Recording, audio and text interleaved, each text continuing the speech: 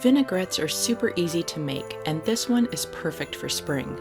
The tart bite of red grapefruit and other citrus paired with ginger and a little peppery kick will bring new life to your greens. It's light, bright, and full of flavor. So grab a cup of hot cocoa. It's time to make some magic in Mrs. Kringle's kitchen. Hit the red subscribe button and click the bell to be notified when new videos go live.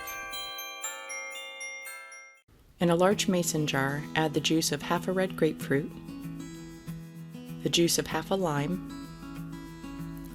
rice wine vinegar, your fresh grated ginger, light brown sugar, and give it a stir to dissolve the brown sugar. Add your minced habanero or jalapeno pepper, salt, and extra virgin olive oil.